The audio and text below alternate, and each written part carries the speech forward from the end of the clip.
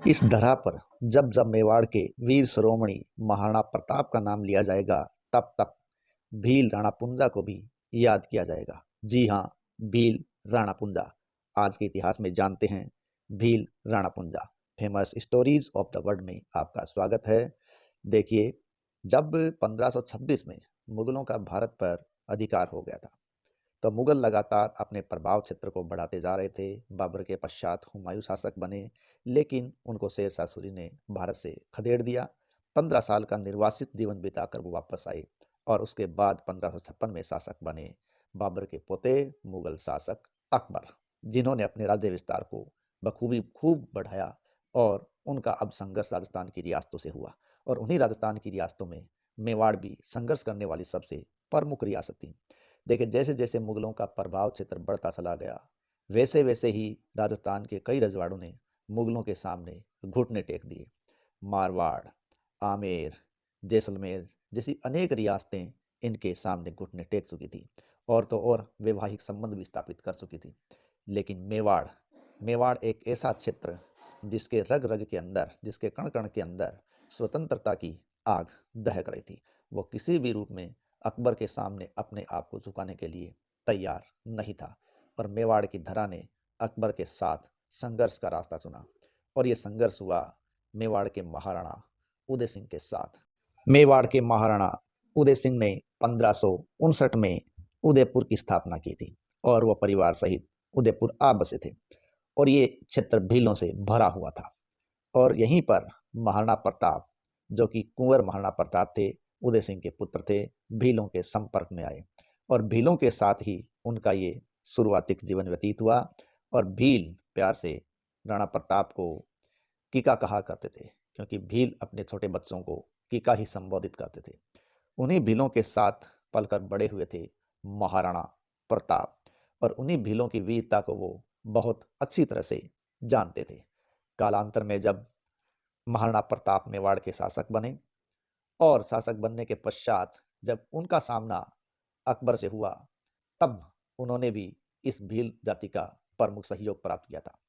दरअसल अपने पिता उदय सिंह की भांति महाराणा प्रताप ने भी हर संभव प्रयास किया कि मेवाड़ की स्वतंत्रता को अक्षुण्ण बनाए रखें, और मुगलों के साथ किसी भी प्रकार का समझौता नहीं किया जाए।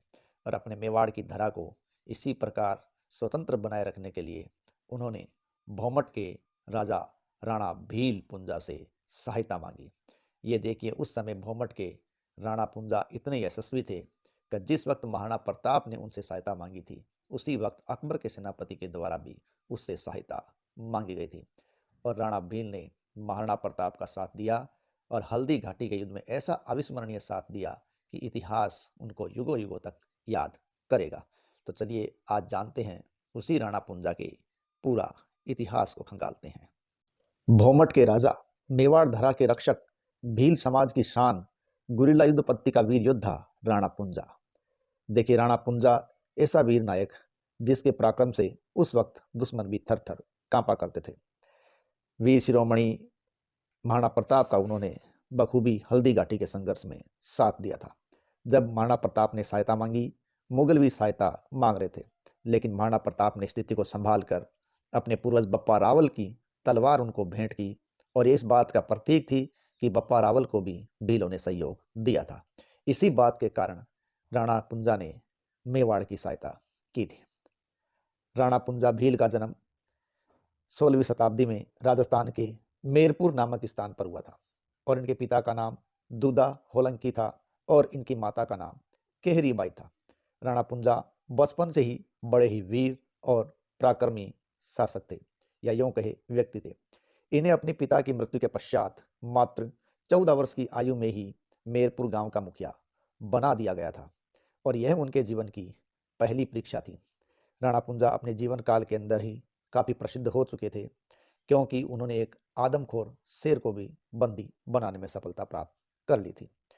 और जब भौमट के राजा राणा पुंजा बने, तो मेवाड़ में भी राणा पुंजा की जय जयकार होने लगी।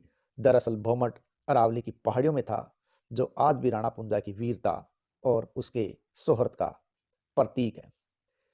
कहा जाता है कि महाराणा प्रताप का पालन पोषण भीलों के बीच ही हुआ था, क्योंकि उदय सिंह की मृत्यु के पश्चात चित्तौड़ का राजा महाराणा प्रताप को बनाया गया। मुगल सेना का राजा अकबर चित्तौड़ को कब्जे में लेना चाहता था और वो एक एक रियासत को गुलाम बनाना चाह रहा था। कई रियासतें उसके अधीन आ चुकी थी। अकबर ने महाराणा प्रताप को भी अपने अधीन लाने के प्रयास शुरू कर दिए और उसने कई संधि प्रस्ताव राणा प्रताप के पास भेजे, लेकिन राणा प्रताप अपनी मेवाड़ धरा को स्वतंत्र रखना चाहते थे। उन्होंने किसी भी संधि को स्वीकार नहीं किया और इस प्रकार उस वक्त वो महाराणा प्रताप अकबर के खिलाफ एक लड़ने वाले, खड़े होने वाले अकेले शासक थे। इसी बात से दोनों के बीच युद्ध होना तय था। मुगलों से टक्कर लेने के लिए महाराणा प्रताप को सहयोग की आवश्यकता थी और इसीलिए वो राणा पुंजा से सहायता प्राप्त करने के लिए स्वयं वहां पहुंचे थे। और महाराणा प्रताप को भील जनजाति ने ही पाल पोस के बड़ा भी किया था, ये बात सभी जानते थे। राणा पुंजा भील महाराणा प्रताप का सहयोग करने के लिए तैयार हो गए और उन्होंने राणा प्रताप को वचन दिया कि मेवाड़ के सभी भील भाई और पुंजा मेवाड़ की रक्षा के लिए हमेशा तैयार हैं। यह सुनकर दोनों एक दूसरे के गले लगे और इस वचन ने हल्दी घाटी के युद्ध को एक अलग ही मोड़ पर ला दिया, क्योंकि हल्दी घाटी के युद्ध में राणा पुंजा का एक अविस्मरणीय योगदान रहा है। हल्दी घाटी का युद्ध 18 जून 1576 को हुआ था और यह युद्ध मेवाड़ और मुगलों के बीच हुआ। इसमें मेवाड़ की ओर से प्रमुख योद्धा महाराणा प्रताप और मुगलों की ओर से आया था आमेर का राजा मान सिंह प्रथम। उस वक्त महाराणा प्रताप के पास कहते हैं कुल 3400 सैनिक थे, जिसमें 400 तो भील धनुर्धारी थे जो अपनी धनुष कला में बहुत बड़े पारंगत थे। प्रमुख सेनापतियों की बात करें, राणा पुंजा भील, भीम सिंह डोडिया, रामदास राठौड़, राम साहेब तोमर, हकीम खां सूरी, भामाशाह ताराचंद, झाला बिद्दा आदि प्रमुख थे।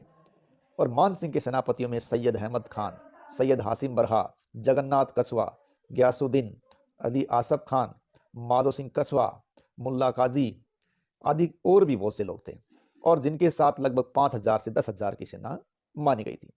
समस्त मेवाड़ के भील भाइयों और राणा पुंजा ने युद्ध में गुरिल्ला युद्ध पद्धति को अपनाया और गुरिल्ला युद्ध पद्धति जीतने के लिए उन्होंने अपनी ताकत को झोंक दिया।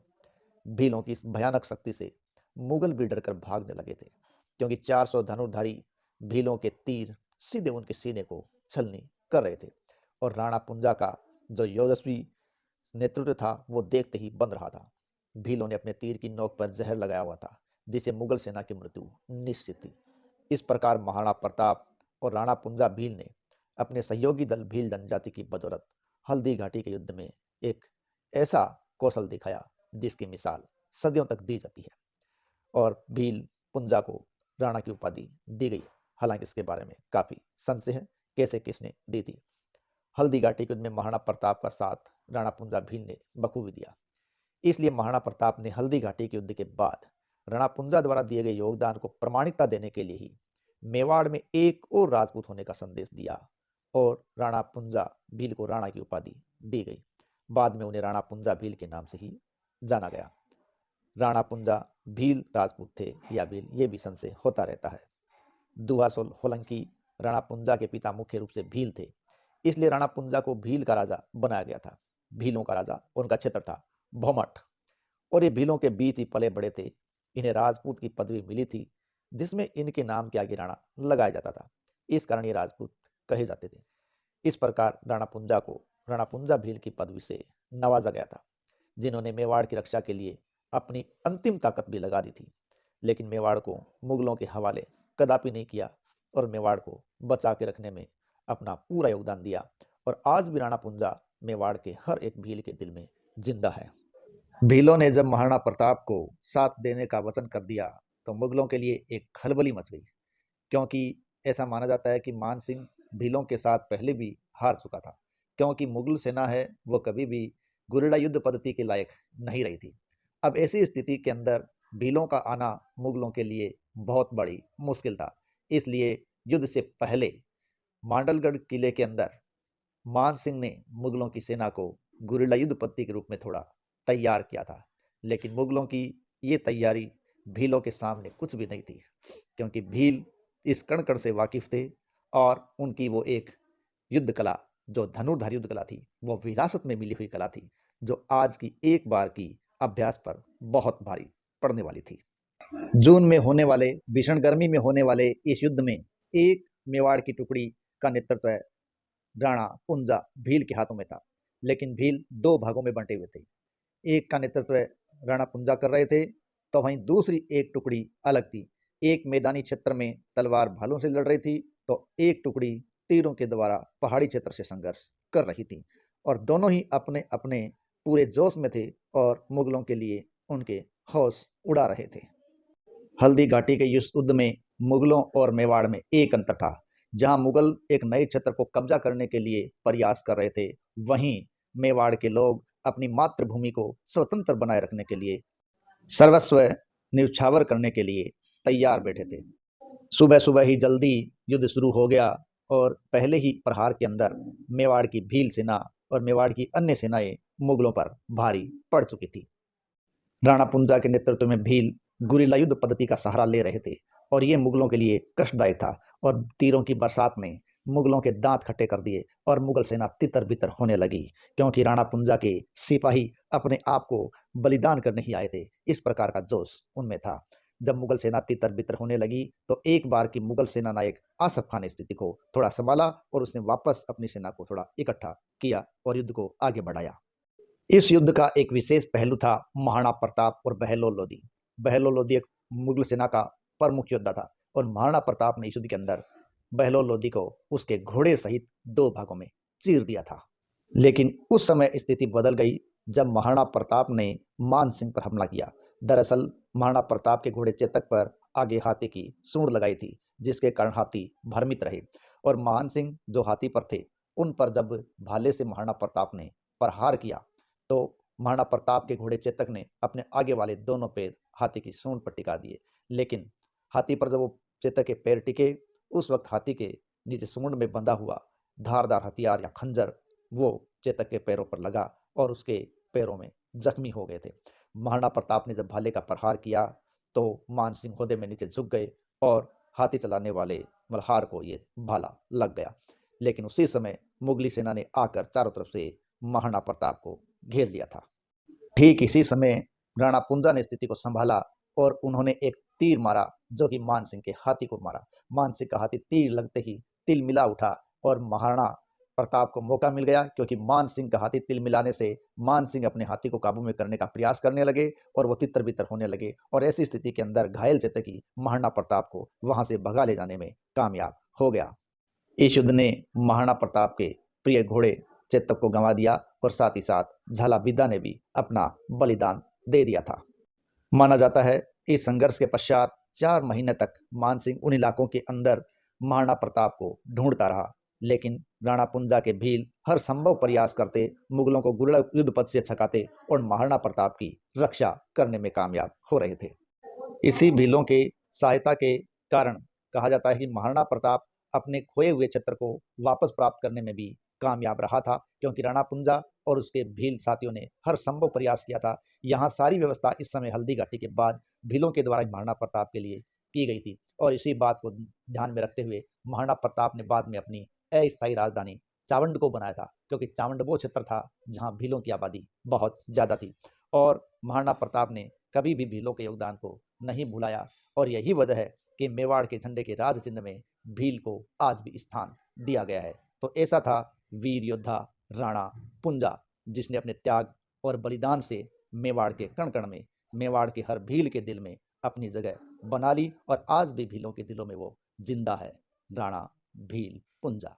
महाराणा प्रताप के इस विश्वसनीय योद्धा की स्मृति के अंदर 1986 के अंदर राणा पुंजा भील पुरस्कार शुरू किया गया है। साथ ही साथ प्रतिवर्ष 5 अक्टूबर को राणा पुंजा भील जयंती भी मनाई जाती है। इसी के साथ जय हिंद, जय भारत।